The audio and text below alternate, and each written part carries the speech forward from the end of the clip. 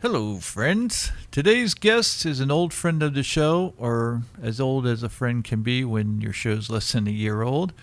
Nonetheless, this was an impromptu episode that I wasn't even sure I would air. I just knew I wanted to record our conversation and see how it turned out. And as luck would have it, it turned out pretty damn good. With no particular agenda, we just went wherever the conversation led us, and because of that, we hit on a lot of different topics.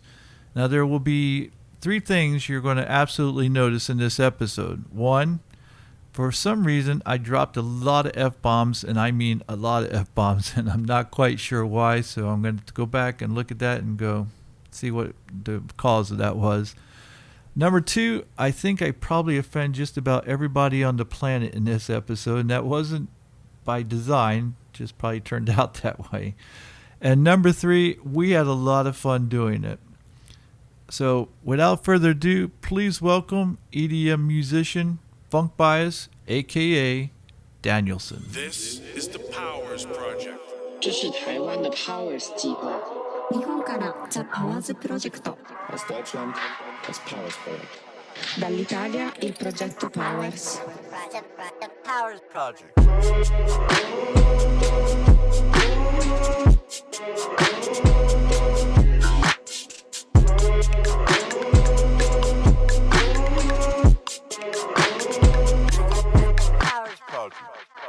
It's one thing for me to talk to you because my thoughts will flow easily.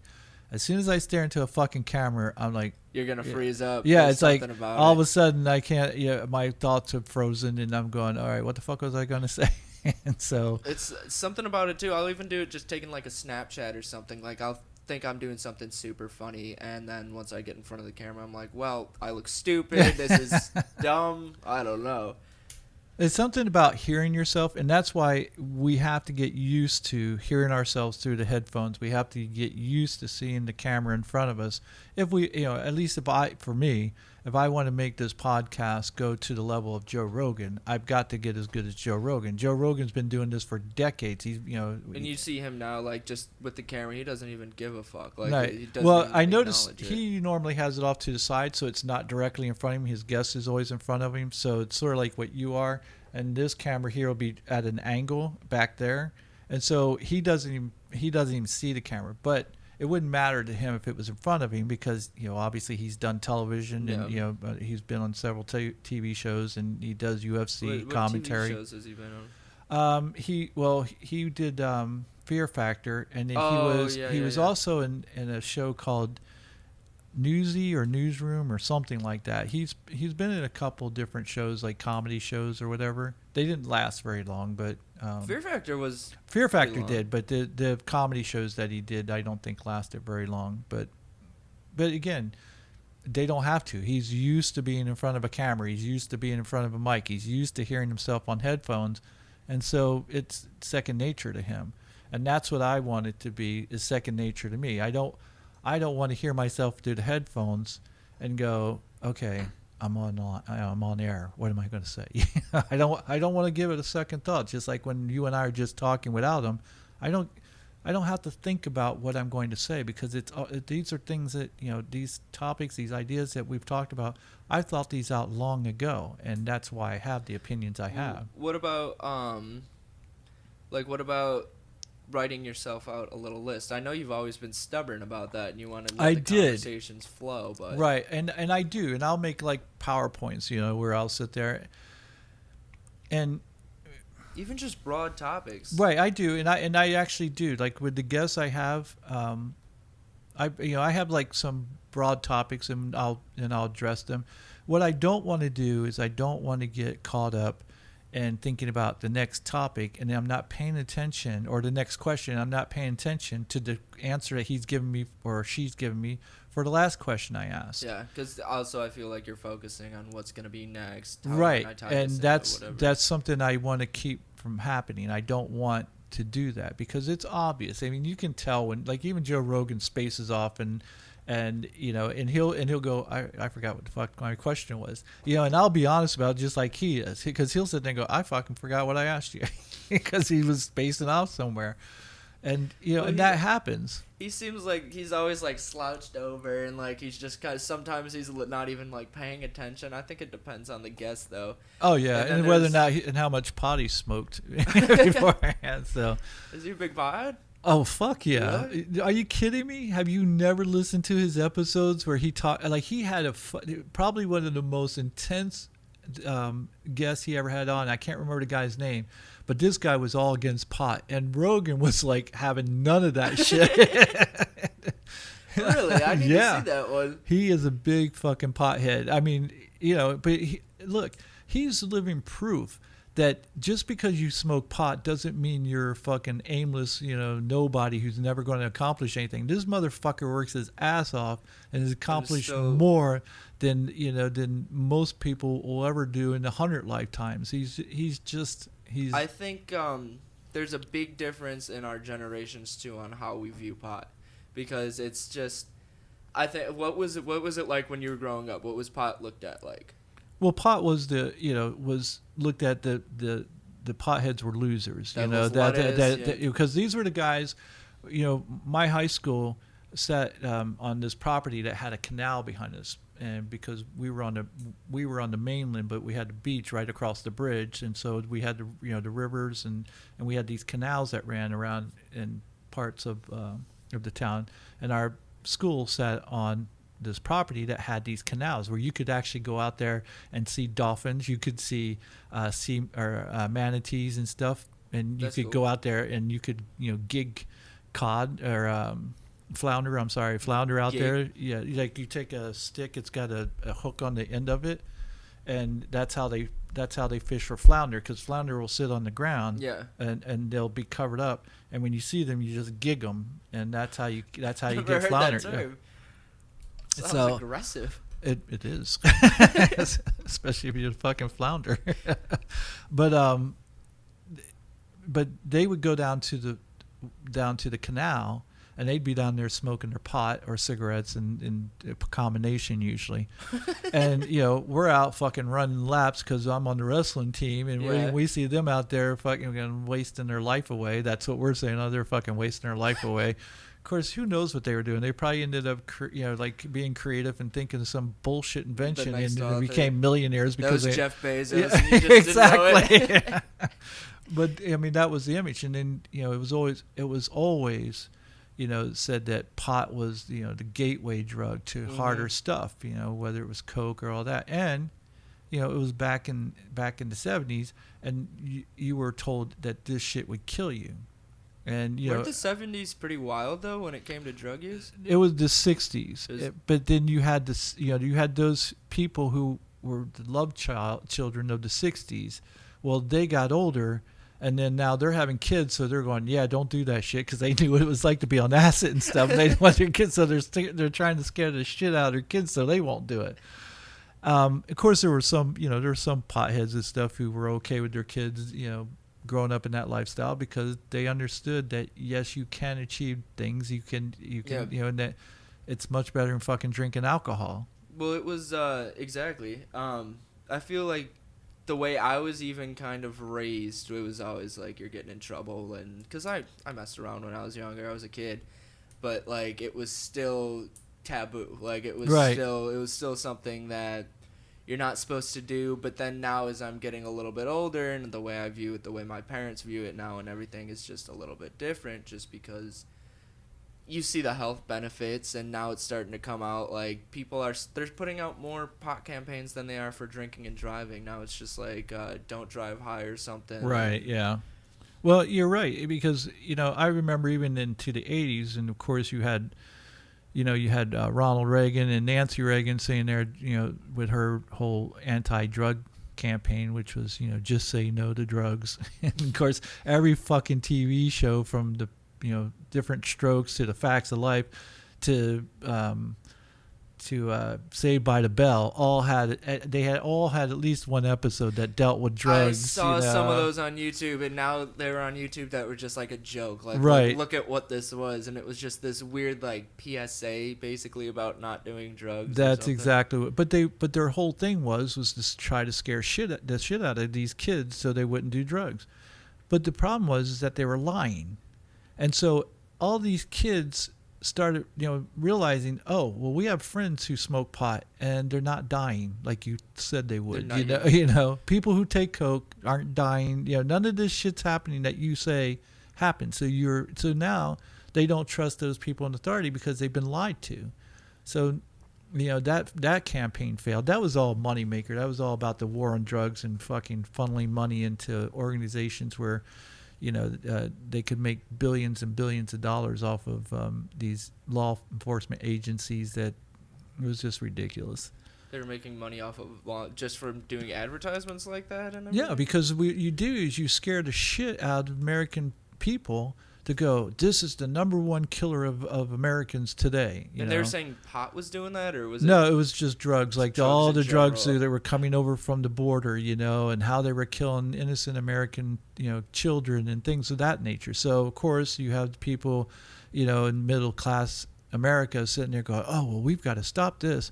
So then, you form these agencies, and then they would have, all this money would get funneled in there. It's like, oh, well, we need $10 billion more this year because we're not making a dent in the crime of importing drugs across the border, and then it became a moneymaker. Anytime you have, any industry that can make money, they're always going to create the problem. They're always going to create a bigger problem and say, oh, well, we need more money to solve it. More money never fucking solves the problem.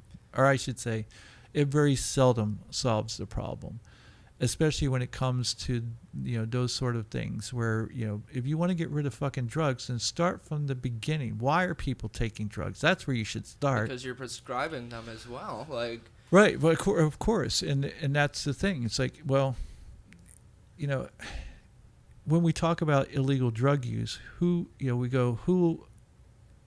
is going to be affected if we legalize drugs? Well, the alcohol industry is going to be affected. They don't want fucking drugs passed because that means less alcohol consumption. Yeah, because everyone's just going to be high off their ass, just fucking chilling at home. Right, and nobody's going to want to fight. Exactly. You're not going to go to a bar and fucking smoke pot because everybody would just be sitting around fucking, munching on food and watching cartoons or something. Well, I actually heard I've yet to be that's a great idea. What? We open up the first pot bar. That's what I was gonna get into. In Denver, they're starting to put clubs and everything, like there's smoking sections. Like instead of going out to smoke cigarettes, it's set up like little lounges so you can. All right, so let me ask you. We should be the first to open that up in Orlando. All right, well let me ask you though. You smoke pot, so do you ever feel like dancing after you smoke pot? I use it. It affects me in a weird way.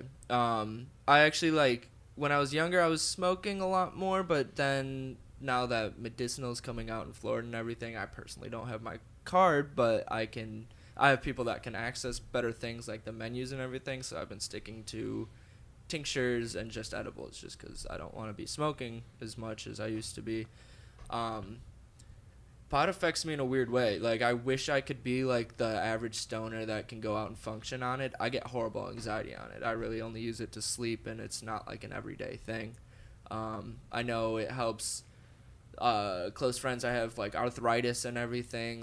I'm starting to get flare-ups with that, so if I start feeling that way, yeah, I'll use it. But you're getting old. 25 years old, I got my first rheumatoid arthritis flare-up, and my foot's the size of a walnut, and I'm just like... Yeah, but time to retire. Exactly, done, thrown in the towels. Serving game took a toll on me.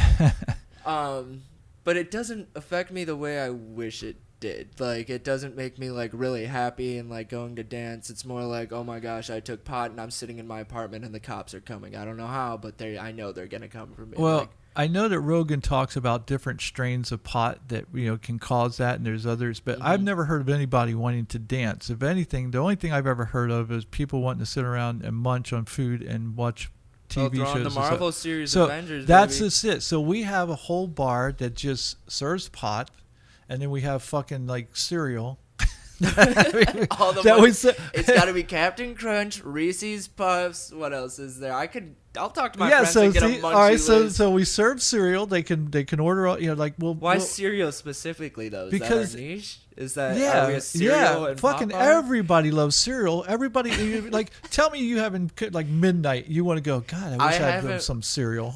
Okay, I'll give you that. Like, I haven't been a cereal person, but when I was staying with my friends in Naples, they had cereal, and I'm like, when I saw them come for a bowl, I'm like, Yeah. let me get some of that. Everybody wants cereal. When it's there, they want it. They're like, "Holy shit, this cereal's great!" And because and not only that, it's inexpensive. Well, if you buy it, in bulk, sugar. right? You want to buy the sugar ones, right? You definitely want the sugar ones. Captain Crunch, like you Crunch said, berries are to die right? for. Except and then you're so high you don't realize the roof of your mouth is missing, so it's like the skin from it. Excuse me, sir, your You're mouth is bleeding. Exactly. God damn that Captain Crunch! I told you to soak it in the milk. Are you a soggy person? Or Oh are you yeah, okay. fuck yeah. I don't like that pain in my mouth. I'm Exactly. like, fuck that. I used to when I was in high school. It was weird. My parents thought I was fucking weird for it, but I'm a weird Nope, person. I'm with you. 100%. I would go pour my bowl of cereal, go take a shower, come back and eat it. All right, so actually, what I really was I was the soggy person with just a little bit of like you if you ate it right at the right time, you could still have just a little bit of that crunch to it, but it wasn't hard enough to pull the skin off the roof of your mouth. So that was the best way to eat it.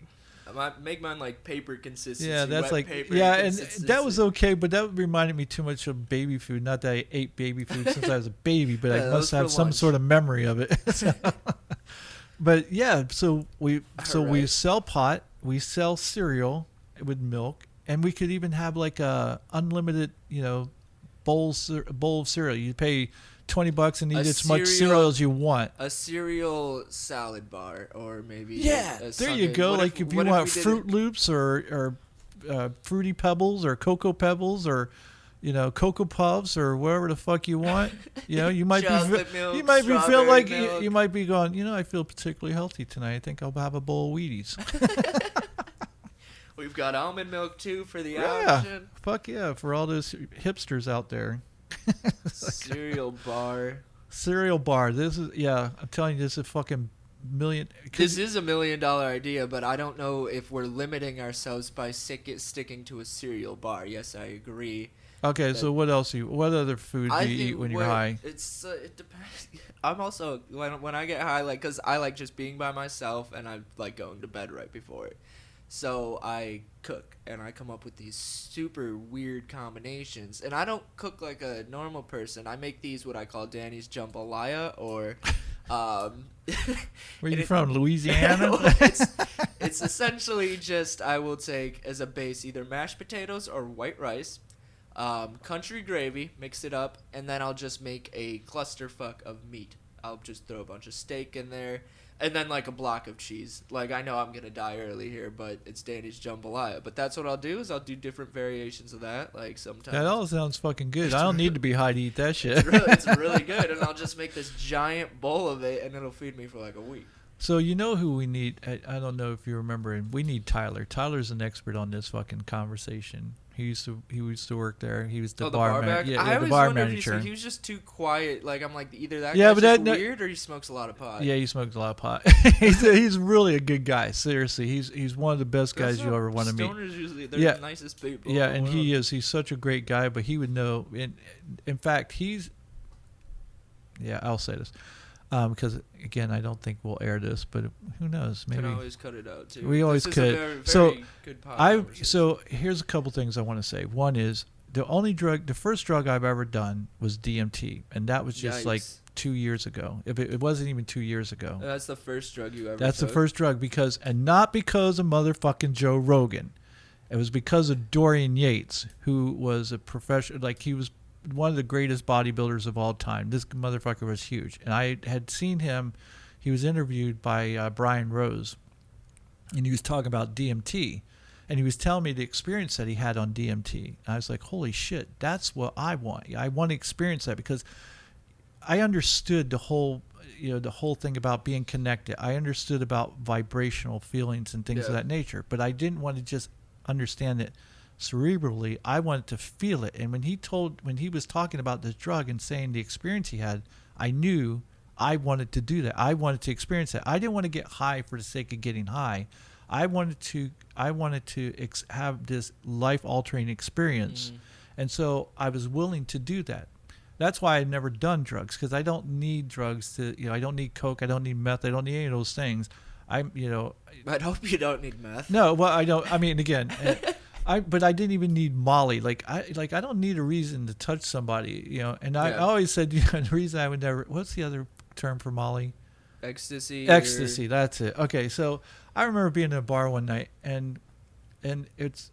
I remember seeing this hot guy, and he was touching this big, fat, hairy, ugly guy, and I remember asking my friends, going, What the fuck is going on here? I go, what? Molly, what is MDMA. it? Right. And I go, what's this guy doing that he's getting this fucking hot guy to touch him all over? And he goes, he's on ecstasy. And I go, what the fuck's that? Because I didn't know.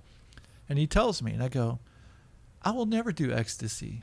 And they go, why? And I go, because I don't want to wake up next to something like that the next morning and want to chop my hands off because it was someplace that I can't wash this shit off my hands anymore.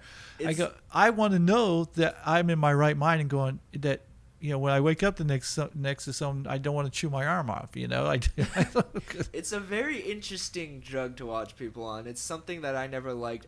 I think it also has something to do with my medication. It's a very similar chemical or something. So when I tried to take it, it's horrible. I don't feel good. I don't feel the need to rub people's backs like it. I'm like, okay, good. No, never doing that again. But at music festivals, you see it when it's affecting people the right way. It's either the greatest experience or you have to deal with somebody please stop talking to me, please stop touching me, and I always try to be really nice about it all, but then you just have the one guy that's coming up to you hey, can I give you a back rub or something, and he's just teeth clenched, sweating, and you're just I know you'd really love this right now, but I'm sorry. They're so persistent because first off, I never understood why people kept I would get a lot of these guys coming up to me, and I'm and I remember asking my friend one time, I go, why the fuck did these guys come up to me and ask me? He goes, because I at the time I didn't really drink, and so I would carry a water bottle around.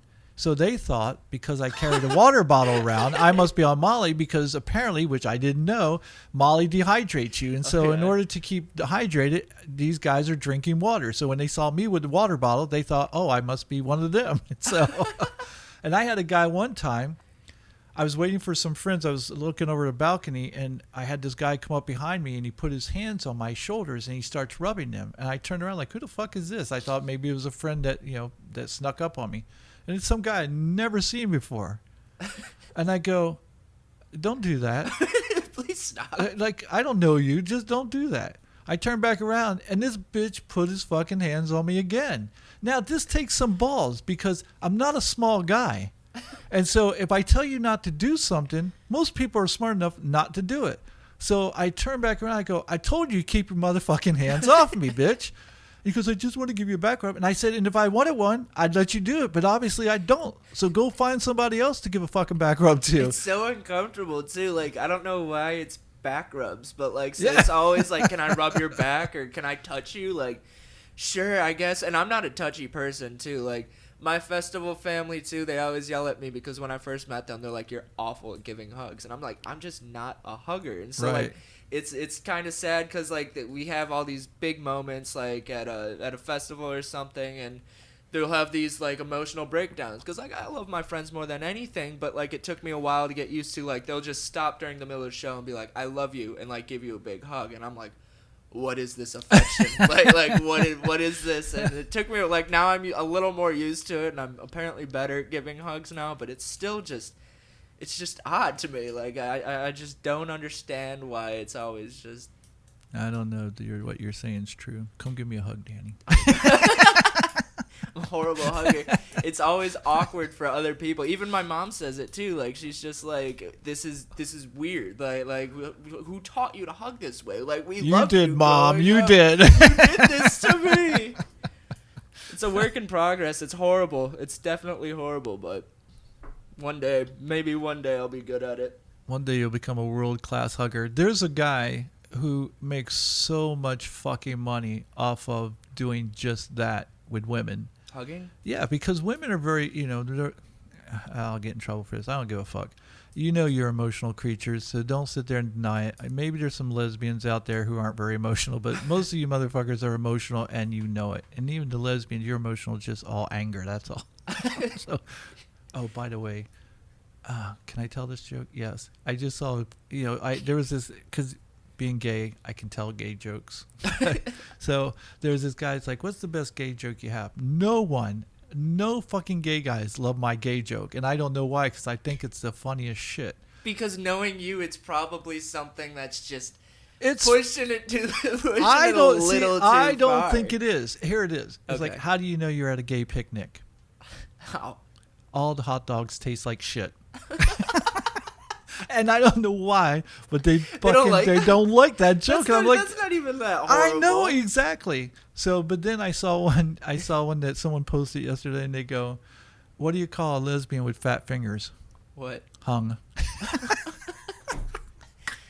That one was low hanging. I know, but I fucking loved it. I was like, that is fucking hilarious. It's, it is what it is. It's comedy. That's If it makes it's- you chuckle, laughing is what gets you through life. I strongly believe without laughter, I would have died a long time. I think that's the way it is for most people, honestly. I think that if you can't laugh, and especially at yourself, because I can hear shit about me and I'll fucking laugh my ass off at it because I'm going, well, that's probably true. It's like, so.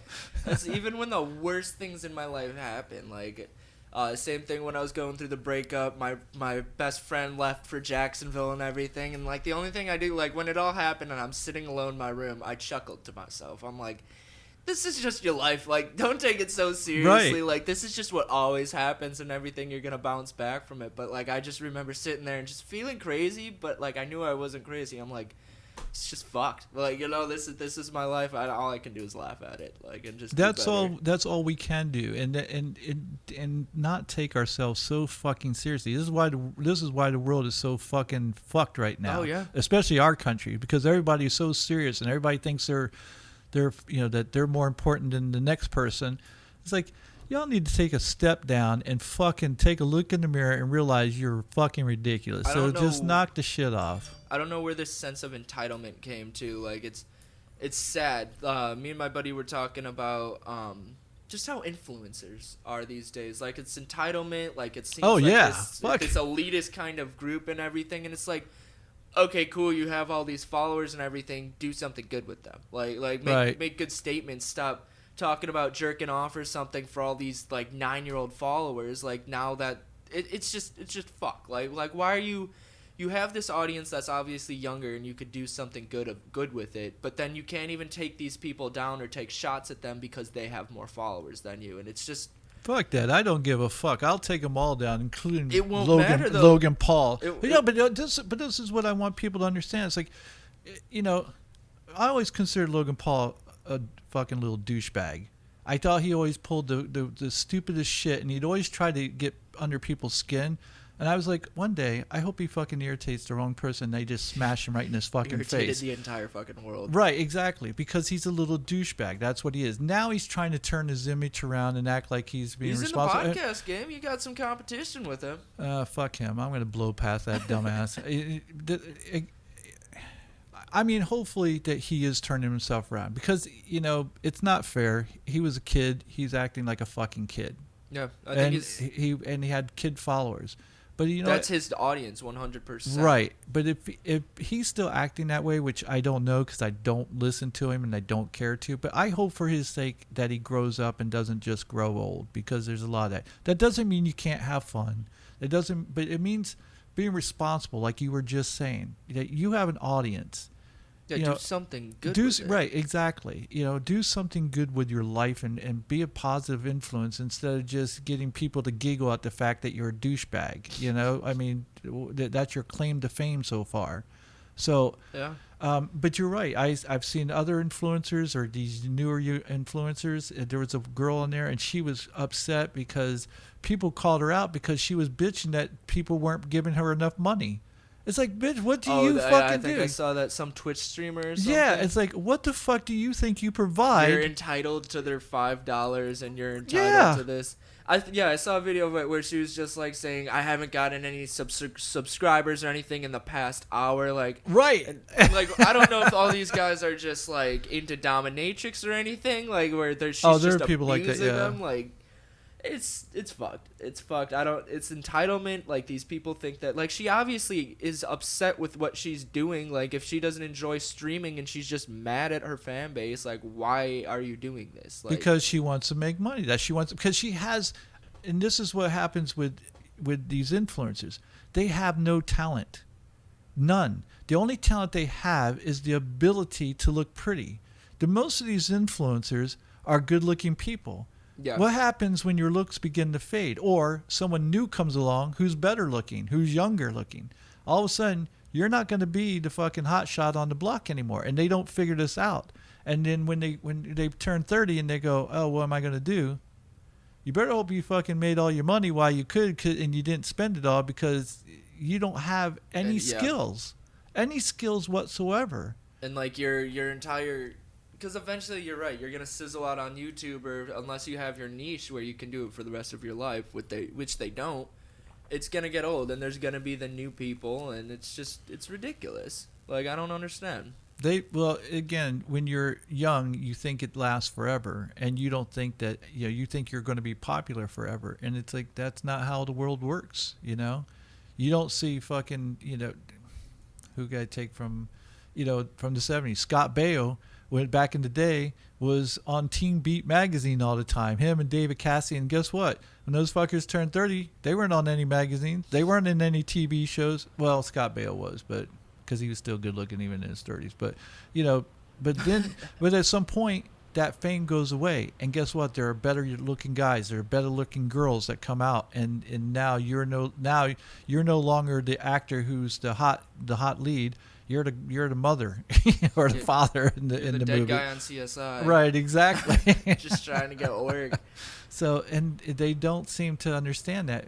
And again, I'm sure that's the way it was with all of us when we were younger. We think that we're going to be young forever, and don't realize there's an exit to this to all of this, and that we should have an exit strategy. That's the like I said, the arthritis flare up was my first wake up call, where I'm just like, maybe the energy drinks aren't that good for you, because my mom was telling me it's genetic, but then it's also lifestyle based. Right. Like, it's my lifestyle That's very that's true. bringing it out. And so then it's just like, okay, like, I'm 25 and I had the mentality that I was just gonna, just keep doing my shit and eating gas station food and eating or drinking energy drinks and beer and all this stuff, and just to see it catch up and just to feel still young, like, still like I'm kind of in my prime, like, and everything. It sucks. Like, it's just like, okay, I had this bad mentality, and I thought, like, this was gonna be fine and worth it, but then, like, just to see your body start to just not be what it was, it's fucked. That's why it's important, like, even at my age, the things that I can do at my age is far superior than what most people can do in their 20s. But it's because I've conditioned myself to get to that point and to get to that level. So, but I also realize that I need to maintain that. So, I've got to eat right. I've got to exercise. I've got to do all those things if I don't want my body just to fall apart on me. Yeah. Because you're going to have aches and pains, throughout life. And so you can either let those stop you from keeping up with your body, or you can get past those and work past those and heal and do all that stuff and still maintain. I have this shoulder, and it's not even an injury. I get pinched nerves in my trap, so about once every 3 to 4 years. It used to be like once every 5 or 6 years. Now it's like once every 3 to 4 years. I get these nerves that get pinched by these in my traps, and it affects my shoulder. So I know that I'm not going to be able to bench press what I normally do, so I work around that. It's not an injury, but still it causes pain. So I'm not going to exacerbate it by going, well, fuck that. I'm going to pile through this anyway and power through it. I'm going to be smart about it, so that way, when it's healed, I can go back to doing what I was doing, and I can continue to do that throughout my life. I'm not going to sit there and just not do anything because because there's pain. Yeah. Because then we would do nothing with our lives if we dealt with, if we had to work around, if we couldn't work around pain. Yeah. And I think it goes a lot with mental strength going with that too, because I know a few people that would give up, especially like an injury like trap and you're not able to do benching. Yeah, it's their excuse. It's an excuse that they've been looking for. And this is, I love Joe Rogan and I hate Joe Rogan. But I love him because he'll sit there and he'll say something like, you got to conquer your inner bitch. I was like, I like that was fucking wise. I like that, and he's right. But I hate Joe Rogan because that motherfucker moved to Texas and he's got a new studio. And this fucker went and he used to have a Buddha. And now he has the god Ganesh, which is this elephant. It's a Hindu god. I know, yeah. Yeah, okay. So Ganesh is my fucking favorite god. I love Ganesh because when you learn the whole fucking story about his mom getting fucked by this other god, and Ganesh was like and this guy was feeding him candy to shut him up and shit. It's like, yeah, the story is fucking amazing. Yeah, we lost something on the Bible there. It doesn't sound that interesting. I know, exactly. So I was like, Ganesh is fucking cool. This is like the coolest guy I've ever heard of, and I'd always liked him. Well, now this bitch has got Ganesh. So if I decided to ever go with Ganesh, people are going to go, yeah, you ain't like Ganesh because of fucking Joe Rogan. It's like, no, I liked Ganesh before fucking Joe Rogan. So, and then you lose the argument. I know, exactly. Like, yeah, you're just, you're a fucking Rogan, wannabe. It's like, well, I like your whole setup here. My chakras feel very aligned just sitting here. Yeah, I got something Joe Rogan doesn't have. I have this. Listen to this. Yeah, I was wondering if that worked. Oh, it does. Watch. Oh, now they're aligned. How you like that, Joe Rogan? They weren't aligned, but now they are. That bitch will go buy one of those big gongs that'll fucking shake the fucking room. Let me show you what a gong is. Exactly. I will tell you this. I think when I'm not in shape, when I'm in condition, I think if him and I were to fight, I'll whoop his ass. But big words. Because I can back it up. But I'll tell you this. I would not fucking let that bitch kick me. Because I guarantee he'd fucking break my leg if he did. That fucker's got an amazing kick. Does he still train? Oh, yeah. He trains. Yeah, I can tell you this. He's in much better shape than I'm in right now. Much better shape. But I know that, once his shoulder's fucking healed, I can get back into shape. But there's a difference between being in shape and being in condition. And I would not fight Rogan or anybody else unless I was in condition. Being in shape will get you gassed. Like, I guarantee I could sit there and go, oh, yeah, I could hit the bag for 3 minutes.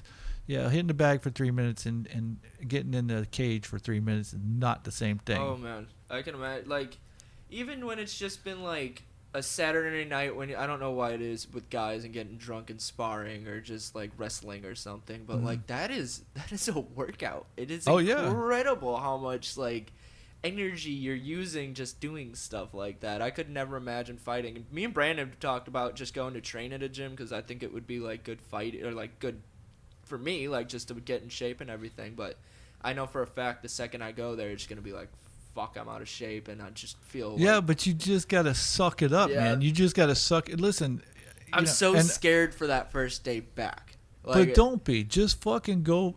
Just look. Who the fuck are you? That's what you go. Yeah. I go, I'm fucking Kurt motherfucking Powers. That's who I am, and I'm gonna go in there, and even if I get my ass handed to me, I'm gonna come back and I'll be fucking Kurt Powers again, and you can whoop my ass until you can't whoop my ass. and that's the attitude you have to have. Is like you have to go in there going, yeah, you might be better than I am right now because you've been doing this and I haven't, but I'm going to do this. I'm gonna be better, and I will be better. So. And I shouldn't have said 3 minutes. It's actually 5 minutes around in the cage, which is a fucking long ass time, And if you're not in shape, and I don't ever like losing, but I'll tell you this: it's a horrible feeling. If you fucking beat me because you're better than me, I can handle that. But if you beat me because I was sucking wind because I was out of shape, oh no, that's embarrassing. That's fucking embarrassing, and that's something I won't do. I will not get in the cage And if I know that I can't fucking go, however many rounds we agreed to, whether it's 3 rounds or 5 rounds, if I can't do that, I'm not doing it, because I'm not going to look like an asshole who sat there and gassed out. Yeah. Well, we all felt it when we saw McGregor do that. McGregor, you're famous for that, brother. He's famous for other things too. I support you, McGregor. I know you do. You and your fucking Irish clan. Kurt doesn't know the good things. Look, McGregor's he's a great businessman. Yeah, he is. I mean, he knows how to promote. He's a great promoter, and that's why that bitch came out with that big fucking payday. He did something none of the other fucking MMA fighters could, who are much better than him, and they never got a payday like He's that. the greatest to ever hit the octagon. I don't know what you're talking about. Yeah, he's lost a few. A few. I don't even drink whiskey. He lost a few the last few fights. I don't even drink whiskey, but I know the next time I buy a bottle, it's going to be proper 12, just because he's engraved it in my head that that's what I need to get. And I'm going to, just because it's also Conor McGregor. Conor McGregor. Yeah, because $100 million isn't enough money. He's one of those shut up and take my money guys. Yeah. You can have my money. Yeah, I'm more like, he can shut up and I'll take his money. I will tell you this. Conor McGregor, you listen to me, brother? I will fucking fight you for $100 million. And I will give you a motherfucking fight, but it ain't going to be the kind of fight you think it's going to be, because I'm not standing up with you. I'll take your skinny little ass to the ground, and I'll fucking tie you up into a goddamn pretzel. That's what I'll do. You know he's working on that. Yeah, he needs to. He doesn't need to, because he's knocking people out with the leg kicks and everything, and he's pulling new tricks that the scene hasn't even seen. He's not pulling anything that John Jones hasn't shown him. I can assure you that last knockout he had, I feel like that was McGregor original. I don't even remember what it was, but I remember it was outstanding. Whatever he knows is because they were watching John Jones fight. John Jones is the only person that, well, I won't say that. John Jones and Anderson Silva. Anderson Silva and Machida both had used Jeet Kune Do, and they wouldn't tell anybody. But that's exactly what they were using. Wasn't Anderson Silva a big kicker? He was really good at kicking. He was, but Anderson Silva was the kind. He was a counter striker, so he would let you punch first, and then he would counter strike. So he'd block your punch and then punch you in the fucking face before you could get your hand back, because that's what you do in Jeet Kune Do. That's why it's called the way of the intercepting fist. And he was using Jeet Kune Do. He was also using the stance where it's a match stance. So his leg was always on the outside, which means he always had the advantage. And what happened was, if you remember the last few fights he had, fighters got wise to what he was doing, and they wouldn't throw the punch. So they'd be standing in the middle of the cage, like, hit me. And they're like, no, you hit me. Was he the one that was like dancing too, or he'd like dance for a little bit? And then yeah, because he got cocky. Before he got cocky, he was the best fighter out there. But then, he let his ego get to the best. And after all those fights, who's to say, I can't say I wouldn't get cocky. I probably would have gotten cocky way before he did, and so he got his ass handed to him. I think the only Anderson Silva highlight that I've seen then was the one where he was dancing and then just got knocked the fuck out.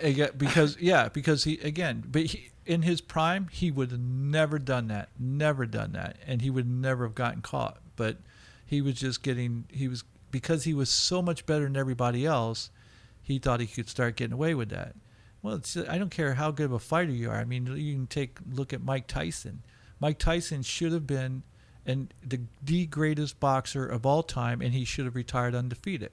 But he didn't, because he got a bunch of fucking yes men around him. And I love fucking Mike Tyson to this day. Yeah. But he got a bunch of yes men, didn't train nearly as hard, didn't have the fire, didn't have any of that, in him, and then gets knocked out by some nobody, Buster Douglas, who ended up sitting on that fucking belt for a year, because he knew as soon as he went to fight for the belt, or what's it? Not into stand up for the belt. There's a word for it. I'm fucking losing it. I know what you're talking about. Yeah, exactly. Too, yeah. When you hold the belt and your title, yeah. When you defend the belt, there you go. Fucking people out there. People are like, defend, dumb fuck. What do you got? Alzheimer's? No, at least not. I'm not gonna admit. Anyway, So when he went to defend the belt, he waited a fucking year because he knew he was going to get his ass handed to him and he was going to get it taken from him, which is exactly what happened. Because he knew he had no business knocking out Mike Tyson. But Mike Tyson didn't train the way he used to train. If he had, he would never been. There wasn't anyone out there who could fucking touch him in his prime. Nobody. He was a fucking monster. You see some of the vicious fucking hits and knockouts. Just, I mean, he was a killer. Yeah, I'm gonna look at some highlights of Tyson, definitely. Tyson always, he said two things I always remember. He goes, every time I punch someone in the head, he goes, I want to see blood come out of their ears. That's what, like he was trying, so like he would hit them so hard, he wanted to cause them that kind of pain. And he talks about how he, like the thought of that makes him erect. I'm going, Christ. You know, do you really want to get in a ring with somebody who gets hard by thinking about killing you? No. That alone is just terrifying. I'm going to check for Mike Tyson under my bed tonight. Jesus Christ. I'm fucking dead serious. And the other thing that he always said, he goes, you know, everybody has a plan until they get punched in the face.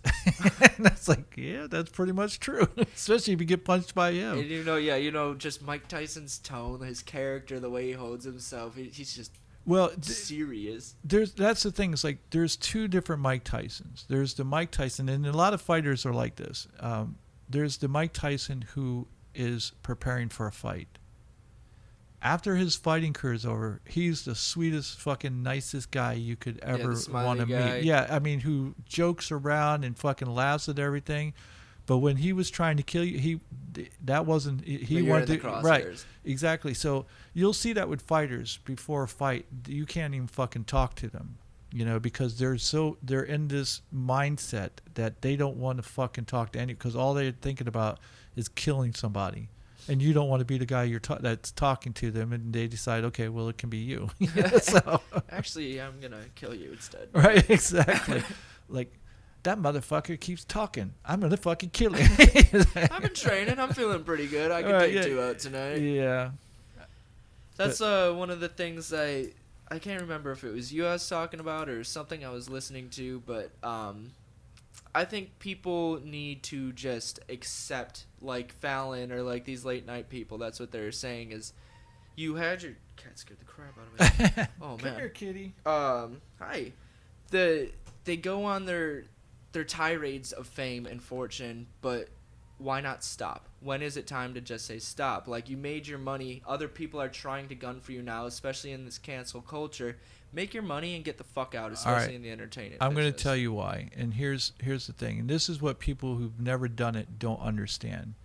When you're an athlete, it's hard for just even mediocre athletes who might have been a star in high school or a star in college. It's hard for them to go, my time is past. They still want to be part of those glory days, and so it's hard to let go of that. And we see that in particular in football. You'll see people who continue to play the game long after they should have retired. You know. Because they don't do it for the money. It's not because they care about money. They do it because they love what they do, and it's that competition to prove to yourself that you're as good as anybody else, if not better, and that you're still at the top of your game. So that's why Mike Tyson is actually going to fight again. He's fighting again? Yes, he's fighting Roy Jones Jr., which is going to be fucking phenomenal. Now the money's going to go to charity, which I think is fucking phenomenal. Yeah, that's a good move. But he's training the way he used to train. Like, he's taking this shit seriously. And I know Roy Jones Jr. because they're both fucking, professionals, and I guarantee this is gonna be a hell of a fight. I think Tyson's gonna fucking be chasing him, but I think Tyson will end up taking him. And when you see fucking Tyson at 52 or whatever he is, and how motherfucking hard this guy can still hit, I wouldn't want to fucking. You could put like one of those bear suits on that that will protect you from getting mauled by a bear. I wouldn't want to get hit by him with that shit on. Well, that guy has, I guess, 2 speeds. Either sweetest guy in the world or just. Yeah. I can only imagine what it's like to get punched by him though. Like, just. Yeah, it's but probably like a concrete wall just hitting you. I mean, depending on where he hits you, he could probably kill you. Yeah, if nothing else, he could put you in the hospital where you woke up and you wonder why your ribs are sticking into your lungs. You know, I mean, seriously, he has that fucking kind of power. But that's the other thing. It's not just athletes. People get upset with billionaires and they go, you know, like they'll talk about Jeff Bezos and they'll go, when is enough money fucking enough? And I go, you don't understand. He isn't doing this for the money anymore. This isn't about money. Yeah. There's this competitiveness to be the best, to accumulate things, to go, I did this better than anybody. Not because of the money. The money's just, I think it's irrelevant to him at this point. He's got so much money that he could buy the entire world. You know, it's like, so what are you going to do with anything with more money? It's not even a consideration. I don't think. I think money is just it's a way to measure his success. It's not about, oh, I need more money because I got to buy fucking Brazil. You know, it's not about that. It's just, right. So, and people who've never had that competitiveness don't understand that. And I think they get it wrong. And that's why they sit there and go, well, there should be no such thing as billionaires in the world. And I don't agree with that. I think billionaires and millionaires should be responsible. But, you know, it's up to them whether they are or not. I think a lot of them are self-made too. Like right. I'm sure some of them are kind of. Well, I can almost assure you, every billionaire is self-made, because it doesn't matter what daddy handed to them. Yeah. They, you know, you can't just stick it in the bank and just live, you know, and hope that money accumulates until you make enough money out of your investments to become a billionaire. You've got to actively go out and do something with the money that is given you. Except unless you're Jeff Bezos' kids. Right, but again, they'll live off. There'll be trust fund babies, so they won't accomplish anything like Daddy did, because unless they actually get off and do and work, and if they get out and work and do their own thing, they can make that wealth even greater. Otherwise, they'll just sit there and live off of it. Yeah, I mean, they couldn't even really put a dent on it, even if they did, though. Like, they really couldn't.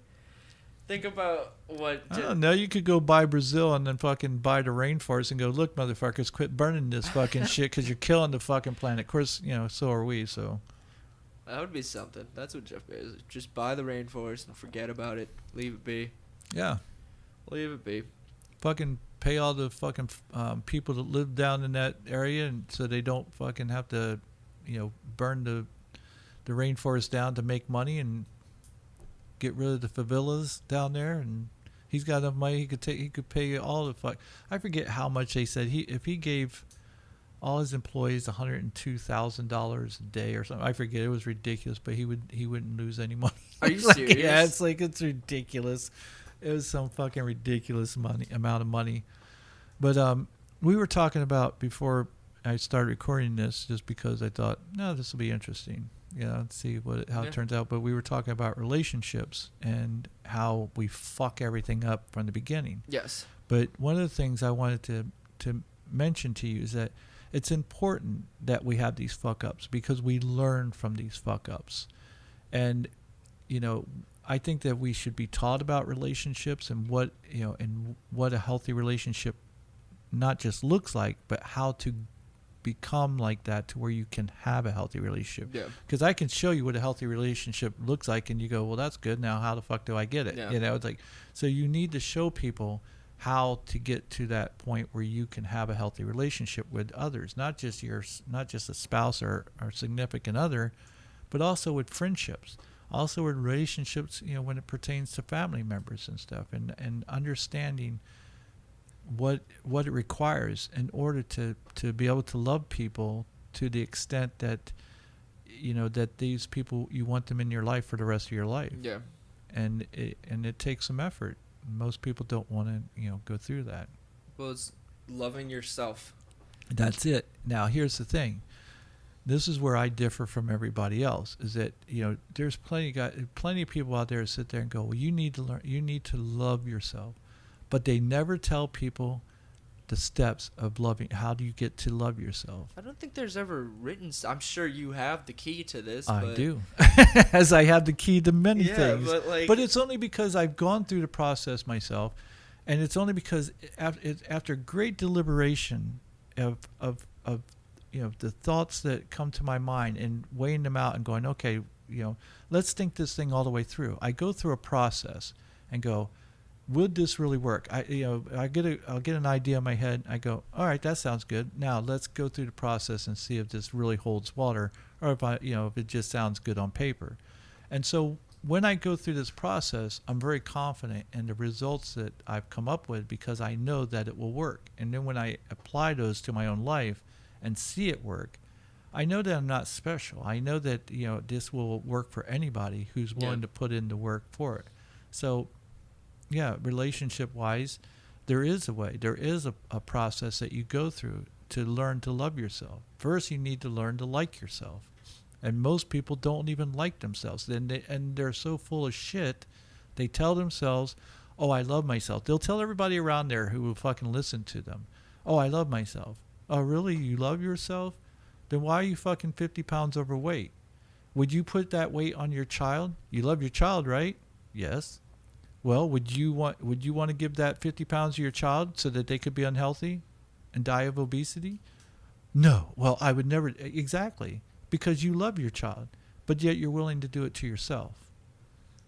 You have a hard time convincing me that you actually love yourself when you're doing things that are destructive to yourself.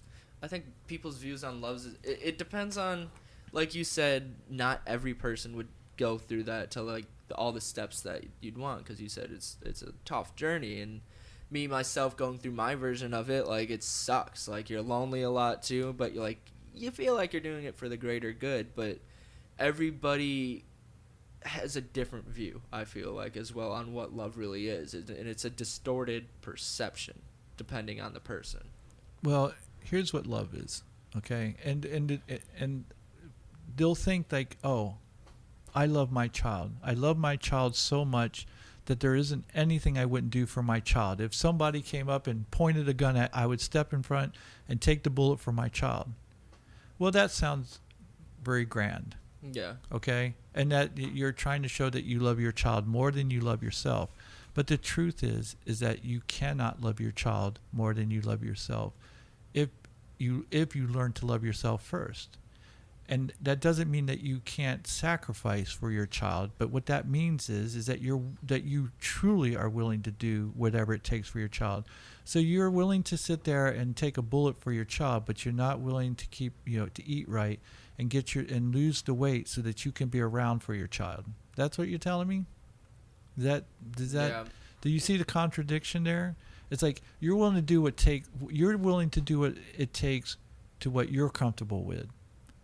Because again, I can sit there because there's no immediate threat. I wonder, like, would you really take a bullet if there was someone pointing a gun at you at that very second, and it's not just something cliche that you say? That's a real good question. Like, right. How many parents would truly take a bullet?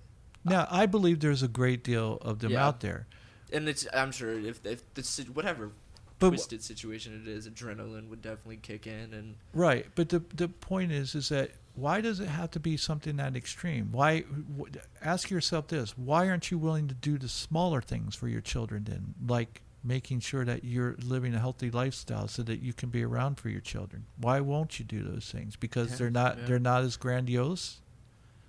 So are you doing this to show what a great person you are by taking a bullet for your kid? But if the spotlight isn't on you because you're actually eating right and exercising and doing the things to keep to have a long productive life so that you can be around for your kids, because the spotlight's not on you for doing that, you won't do that. So we have to ask ourselves, what is the motivation behind the things that we're willing to do, or the lack of motivation for why they're the things that we aren't willing to do for our loved ones?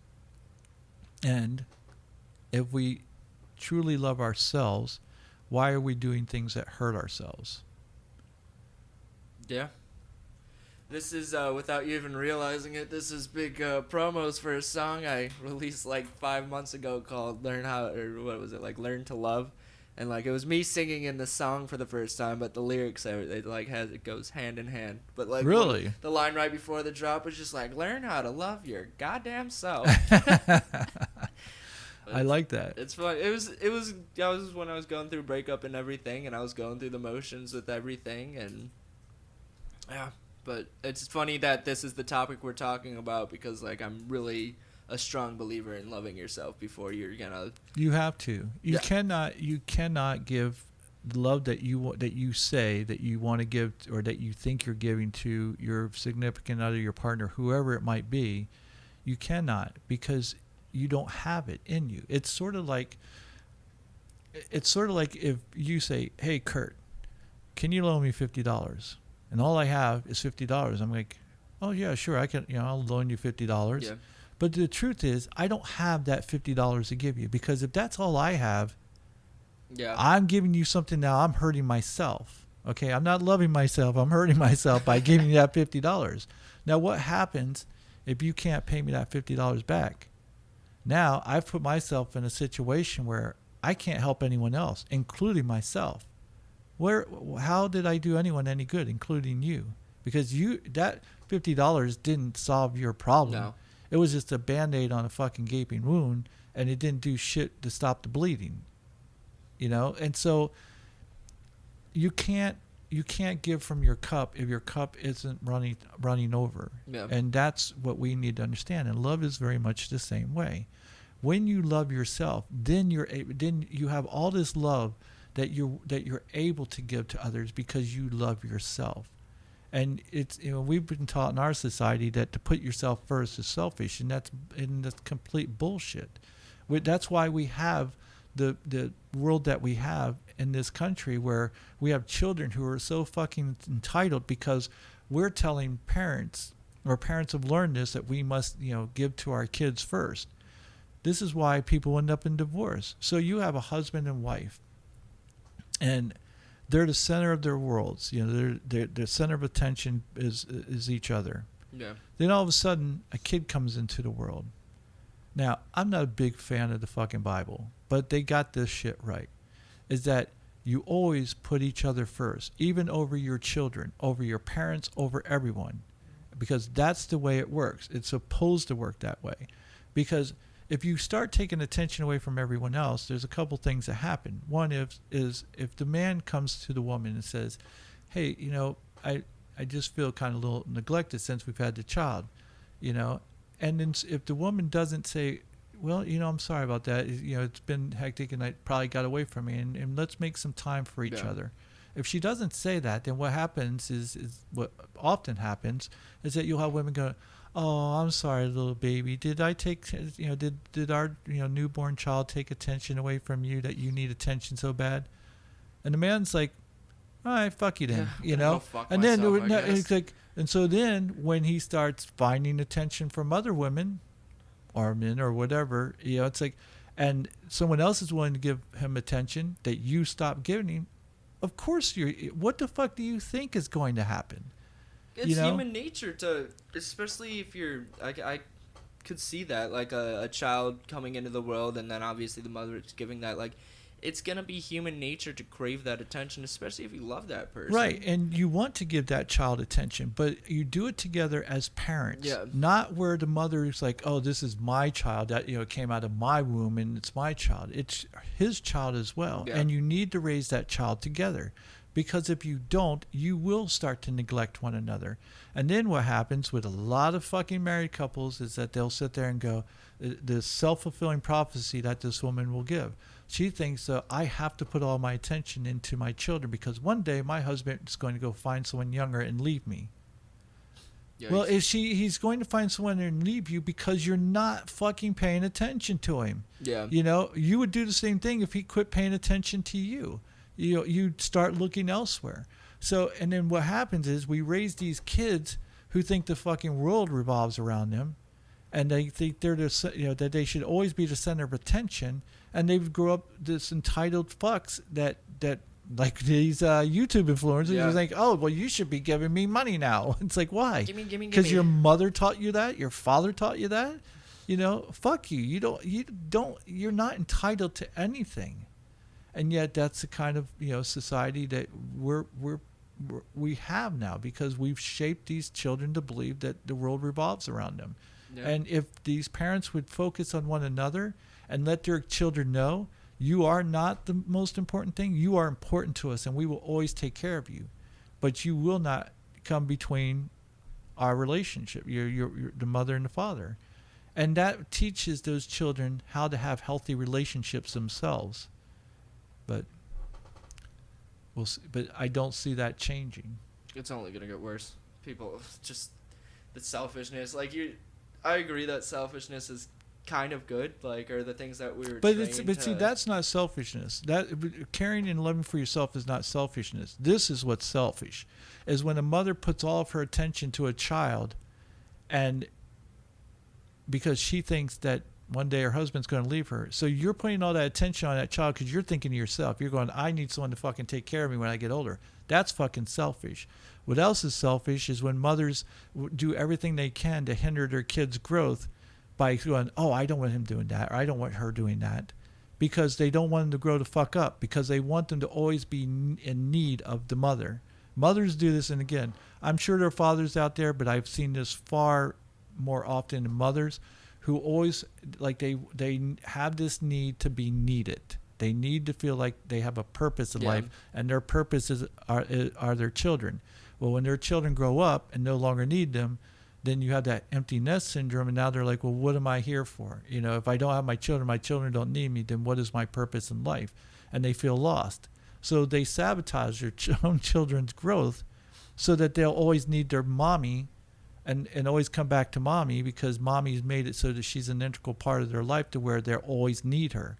She should be an integral part of their life, but not because they need her, because they love her. That's why she should be in their life. That's why I respect my mom so much. You know, she's always been just awesome at whatever she's done, just career focused and everything. And just now I had a conversation with her, and like she said, like, she's like, you're 25 years old now. I want you to stop like looking at me more as like your mother, but that's obviously not what she meant. But she's like, we're gonna start talking like adults because you're an adult. And I'm like, god damn, like, that is what I didn't expect. Like, I was kind of sad hearing it first, because I'm like, you know, you'll always be my mom and everything. But then, like, now that I'm actually having these, like, I can talk to my mom like as an adult about anything, like, and it has been, you know, just to be able to have a relationship with your mother like that, like, it's what you need, because like you can tell her everything that's going on, and there's nothing that I feel like I'm hiding. And it's truly like I had so much respect for her for doing that, and apparently her mom said the same thing. Like, it's mind blown. Yeah, well, so good parents will always be there for their kids, but they know that it's important that their kids do everything they can for themselves, and not just step in and oh no, I don't want my kid to suffer, so I'll take care of them. No, they need to suffer. That's where they grow. This is why kids don't grow anymore, because mothers are too busy, or fathers are too busy pampering their fucking children, and go, well, I don't want them to go through the pain. They need to go through fucking pain. That is the only time we experience growth. We never experience growth during times of comfort. When we're in our comfort zone, there is zero growth. Mm-hmm. It is only outside that fucking comfort zone that we can grow. And if you have a mother who's just taking care of all your problems for you, well, where's your need to grow? You don't have one, so you don't. That's why I love them to death, but like, especially with Corona and like just nothing being open with jobs in Orlando for hospitality, like, it's like they want me to come back home, but it's just way too comfortable, especially like for where I'm at. And like, I was supposed to get this promotion and everything, and it's like, now I don't have that. Like, I need to figure my shit out. And it's great going there and being fed and hanging out with my dad, but it's just, I'm not doing anything. Like, and it's just too comfortable, and it sucks having great parents sometimes, you know. It's just. Yeah, but your parents, I think, from what you just told me about your mom's, that she's aware, and she's like, yeah, you know, and whenever we get to these growth points in our life, they're always uncomfortable, because it's something new. We've never had to deal with it. So I remember going through the very same thing when I moved out, and I was like, holy shit, I'm an adult now. I have fucking bills I got to pay. I've got to be responsible for myself. I can't depend on my parents to take care of me any longer. And, you know, and while my parents, while my mother, I should say, would have been there for me, you know, she also is like, you look, you need to take care of this. You need to figure this shit out. Yeah. I'm here as a last resort type thing. I'm not here to take away all your problems, because if I do that now, I'll be doing that my whole life and your whole life, and then all I got is a mama's boy who don't know how to take care of himself. And if anything happens to me, then what? Yeah.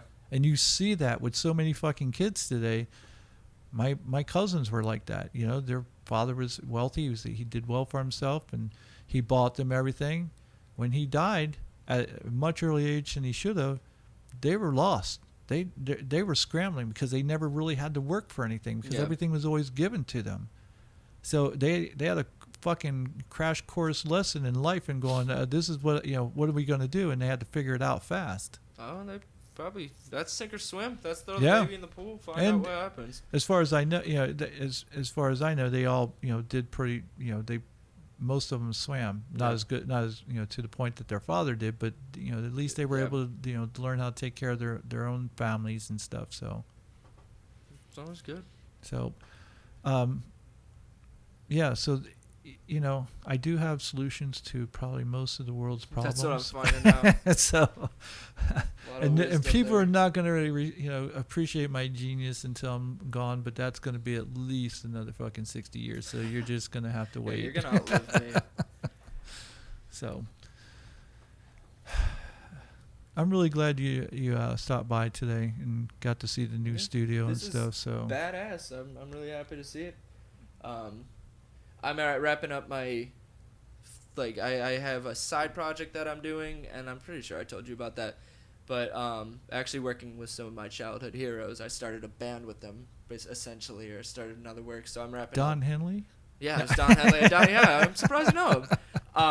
No, it's a band. It's a group called Wildebeest. They use a lot of brass section and everything. I like. Oh yeah, brass. fuck yeah. So I started a group with them called Sassafras, like sassafras. Oh. So. Very cool. I'm finishing up my EP with them, and then I'm finishing up my first major EP that I feel is like. But after that, I'm gonna be in hiatus mode. I'm fucking done with music for a while. Holy shit, I cannot believe I'm saying that. Yeah, but that I'll continue to work on stuff but it's just I need to just take after Corona and everything, I hit it hard, and I feel like I'm putting out a product that's gonna really do what it needs to do. And so if you don't have this taking up your time, what is it that you want to do with your time? That's why I'm saying I'll be open to help out with this whenever you need. Like I said, I think I'm just gonna go back see my parents for a little bit. They miss me. That'll probably, I owe them a longer trip than 3 days or something. Right. So. Yeah, but that's short term. I'm talking about long term. Where do you see? Long term, right now,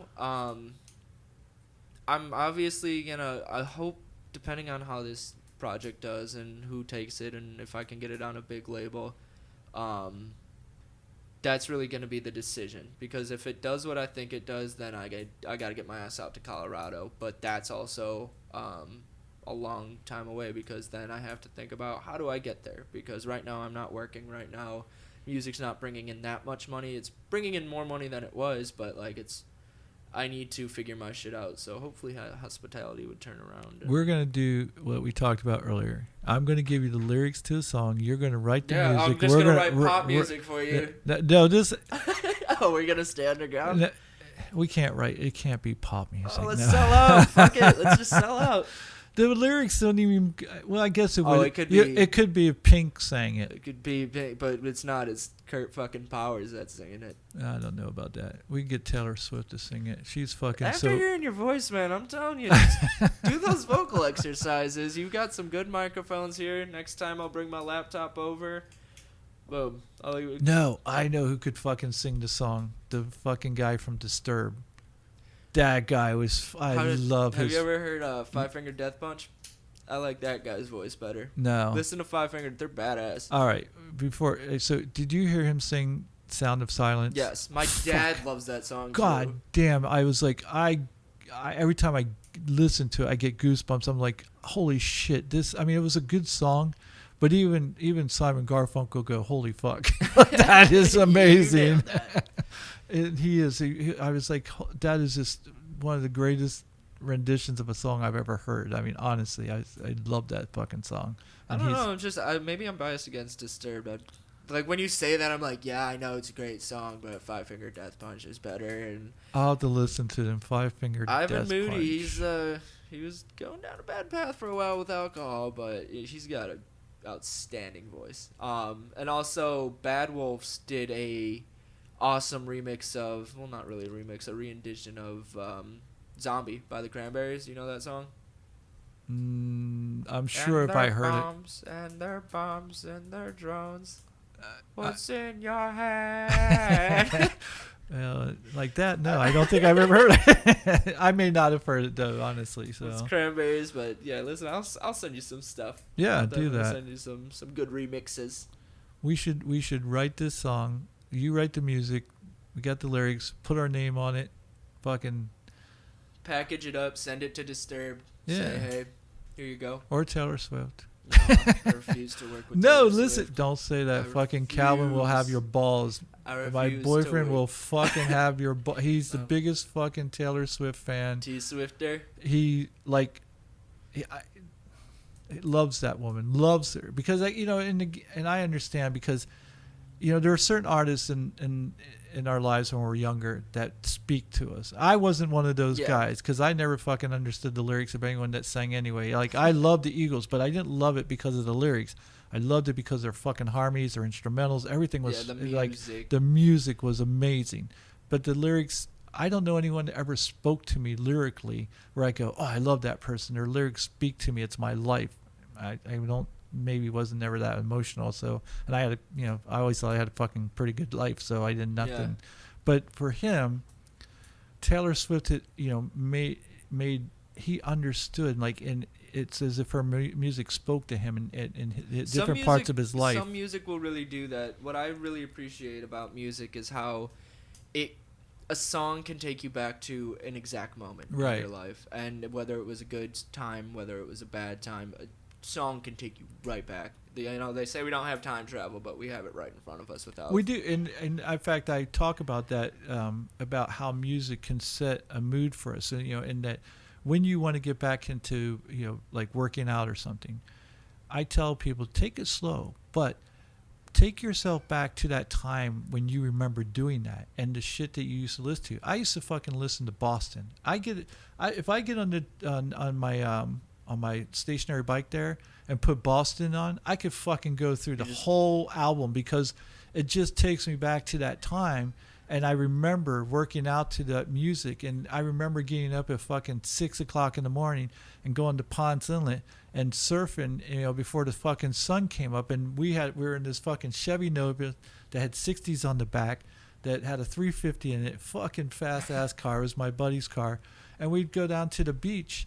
And the fucking music was just blaring, at 6 in the morning. Of course, there was really no homes or anything, so not like we woke anybody up. But we'd just have Boston fucking blaring, or we'd have Pink Floyd, or whoever we were listening to at the time. And that music takes me back to when I work out. Like, I know it's old school music, but it gets the fucking blood flowing. My dad raised me on classic rock, and I always have a lot of respect for that genre, How can anybody hear dun dun dun dun? Yeah, dun, you're just dun, like dun, fucking right. Dun dun dun, and not get fucking go. Oh, I gotta exercise. I gotta go punch somebody in the face. I don't know what I'm doing. It's like, how do you not fucking react to that? You're going to, because it's fucking timeless. It does, it just gets the blood flowing. Like it's so funny how music can do that to us, that it can just take you. You could be in the shittiest mood and then just hear a fucking song and it just like transforms your mood like in a second.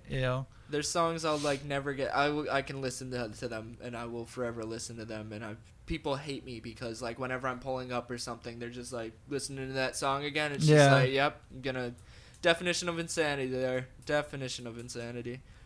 Yeah, well, that's how Calvin is with fucking Taylor Swift. I mean, honest to God, he'll say something like, he'll start singing, like she just came out with another album, and he'll be singing the words, and he has sang it so much I should know the lyrics, but I don't, and so he'll start singing the lyrics, and then he'll stop, and he expects me to sing it, and I'm like,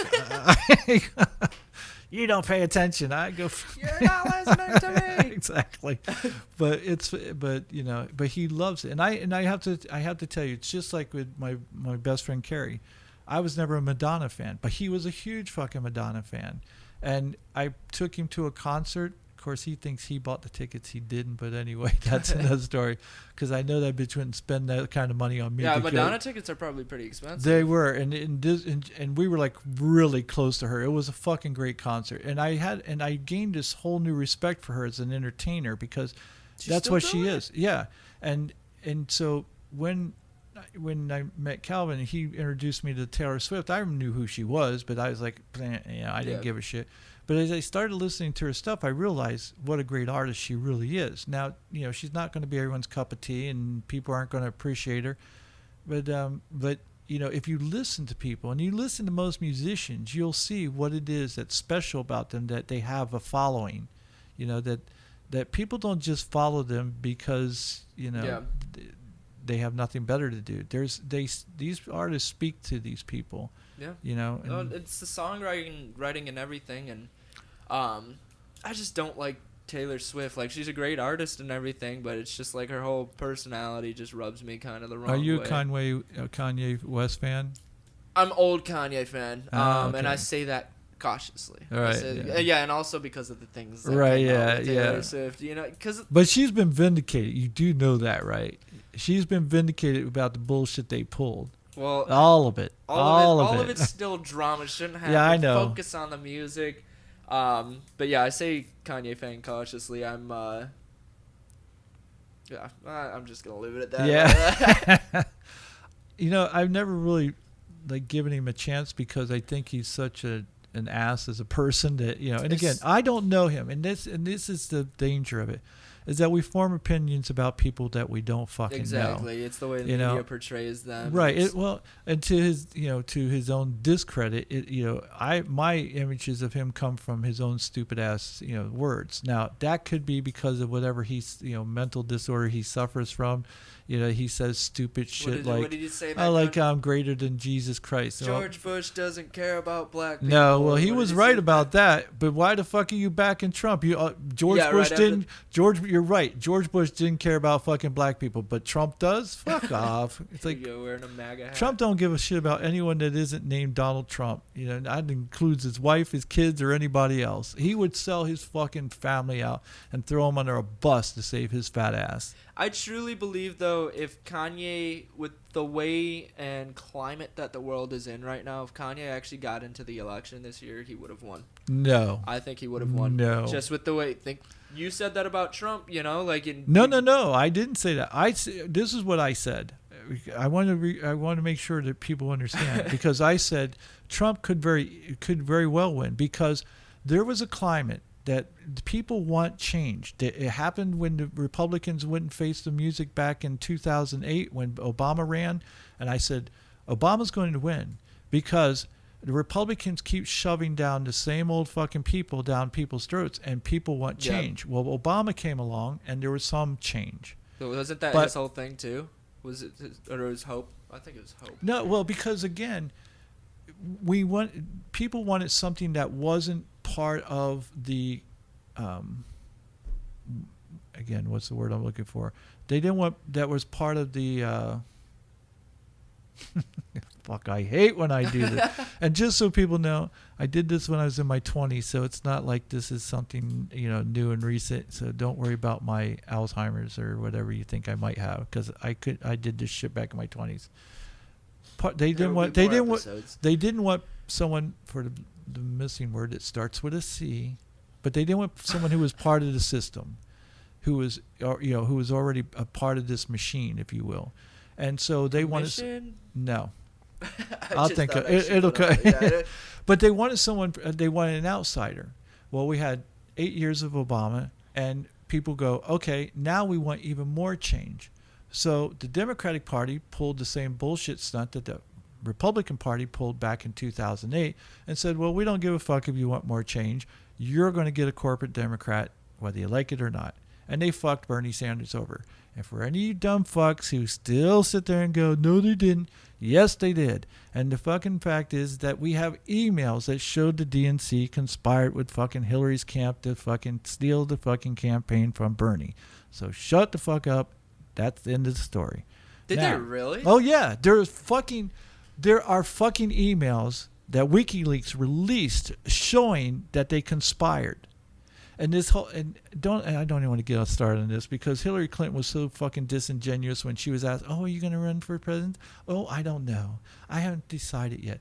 Bitch, you started the fucking process the day after Obama was sworn in for his second term, and you started that fucking process. You started buying your fucking super delegates. Shut the fuck up and quit acting like, oh, you didn't know what you were going to do. Oh, she wanted it though. She was. Oh yeah, she did. Wanted it. Yeah. But so here's what happened. Just like with the RNC 8 years before, trying to shove someone down their throats, the people like rejected it. That's what happened with this elections. That people are like, we don't want somebody else who's part of the corrupt system. We want somebody different. And that's why people wanted Bernie Sanders. That's why Trump ran through the best of the fucking Republican Party. He trounced their fucking asses because people said, we don't want the same bullshit. We're tired of these fucking career politicians whose families have become dynasties in our parties because of the power that they have. So fucking Trump ran through them. Well, do you think the Democrats wised up to that? No. Either they did and didn't give a fuck, or they're just stupid. One of the two. I tend to believe that they saw it and don't care because they're not about to put a progressive in the position to take power, because once that progressive takes power, it'll be exactly what happened when liberals took the party away from the fucking Dixiecrats. The Dixiecrats headed over to the Republican Party because it was no longer this racist fucking party that it had always been. Yeah. So if the progressive were to get in there like Bernie Sanders, and his whole thing is, I want to get fucking money out of politics, that means that the fucking Democratic Party would start to lose money and their power. That all these fucking people who make a living off of being politicians would lose their fucking ability to provide for their families and would have to go out and get a real fucking job. And so they weren't going to let that happen. And they weren't going to let it happen this time. That's why we've got fucking Joe Biden. Joe Biden doesn't inspire anybody to do anything because he's part of the fucking problem. Now, he might be less of a problem than Trump is, but he's still part of the problem. Yeah. He is not a solution. So that's why, who knows with this election? Seriously, if Biden fucking tries to debate Trump, he will get fucking trounced because Trump resorts to fucking fifth grade, tactics. There's no way to defend it. And it's just negative. And that's what I hate. Like, right, it's but like, if Joe says anything, Trump will sit there and go, "Oh, Sleepy Joe awake?" It's like, how do you respond to that? Yes, right. I'm awake. I'm debating you, man. Exactly. Stop like, oh, I thought you fell asleep over there. I thought I heard some snoring or something. That's what I couldn't believe watching the rally last night. Like, I saw the headlines and my dad kept saying like Sleepy Joe, and I'm like, this has to be bullshit. No, like, it's not. But those are the tactics that Trump uses, and it appeals to his base. And they're like, fuck yeah. Yeah, because he's talking on a fifth grade level, which is where the average American speaks from. They speak on that level. So when he does things like use tactics like, go on Facebook for 5 seconds and watch how people argue on Facebook, and it always starts with you're a fucking idiot, you're a fucking moron. They always resort to name calling as their first line of defense because that's what children do, and that's what Trump does. Trump will say, Trump would eat him a fucking alive. He'd be like, Joe, hey, you know where you're at? Do you know what city we're in? What? and unfortunately, Joe probably wouldn't. So I'd be like, and then that would really make him look fucking bad, and fucking Trump would win the election by a landslide if that ever happened. So it's gonna be very interesting. Look, I've said this for many years. Americans are used to fucking putting off the inevitable. They don't want to pay the piper, and they're going to have to. This economy's been propped up for years and years and years. The Fed keeps, fucking with it by, keeping interest rates low. We're going to get hit where this economy is going to fall, and it's going to fall hard because it's starting. it could have been rectified back in 2008, and we would have gone through some pain, but not nearly the pain that we're going to go through. Things are going to get tough, as tough, if not tougher, than when we had the Great Depression, and nobody's prepared for it because nobody wanted to have to deal with it. But there comes a time where now you can't put it off any longer, bitch. It's like when you got to piss. You hold it, but you better find a fucking bathroom because if you don't, you're going to wet your pants, and that's what's happening. We're going to wet our pants. So, it's a great analogy. Well, I'm going to quit the recording here, and then we can talk some more. But I wanted to do this because it was good exercise for both of us. So I would like to see. This is how I like conversations to flow. This is Joe Rogan fucking conversation where we're just talking about shit.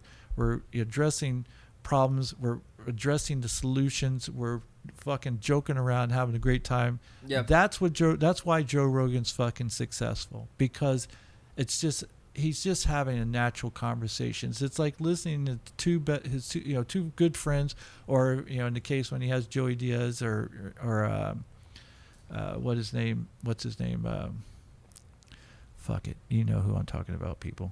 Anyway, when he Brandon Schwab, when he has those guys on his fucking show, it's just, that's what they are. They're just friends. They're shooting the shit, and they talk about topics and stuff just like we just did, but they're doing it in a natural way where it's not forced, it's not polished, it's just real fucking conversations, and people appreciate that shit. Well, I know I do. I'll say the first time on the microphone, I felt it, and I was thinking a little bit more about it. But I don't know. Today, I was just like, "Fuck it, yeah, you want to do a recording?" And that's what and that's what I want to do, is I want to get us to that point. And that's the same way when I had two buddies from Jeet Kune Do, who I respect a great deal, and we were shooting the shit the other day. We were talking about is this country ready for a third party, but we went off on all sorts of tangents, just like Rogan did, because it's just natural to do that. And then we brought it back around, but we had such a great time, and that's what I want. It's like I don't want this to be, laborious for me. I want to go into every fucking interview or conversation, I should say, and I want to have a fucking great time. I want to bust balls. I want someone to bust my balls. I mean, I want fucking people to laugh. I want them to cry. I want them to have a good time. I want them to be informed and educated, and I want them to think about things from different perspectives. And you only do that when you're being genuine, and it's not something that's polished. Yeah. Yeah, no, this is as raw as it gets. This is, I like it. And it's what I respect about you, too, is like what you practice what you preach. So what you're saying is this is like a bareback podcast. Yeah, sure. Yeah, it's a bareback podcast. Sign off on that. You know what? I can tell you this. I'll never do this so that I can get money from YouTube, because I guarantee you every fucking episode will be demonetized. So fuck YouTube. I don't mean that. Don't take my shit down. Fucking YouTube is letting fucking kids. I'm gonna go off on a tangent. Okay. All right. Well, let me end this here. So if we do end up, if I'm gonna let you listen to this. If we do end up putting this out there, I think it's actually got some Danny, really good Danny points. and Kurt just shooting the shit. Yeah. And I think we covered some fucking great topics. I mean, seriously. We'll just call it a side project. Shoot the shit. Shoot the shit. Sorry. What's the day? Friday? Shoot the shit Friday. Is today Friday? Yeah. Fuck yeah. I've been in the studio a little too long. It's good for me to get out. So, all right, let me go ahead and end this.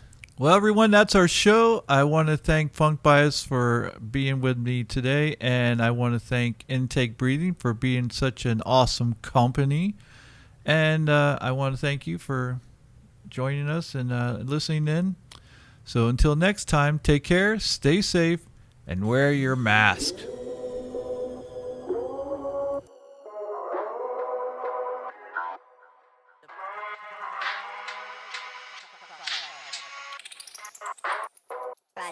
The Powers Project.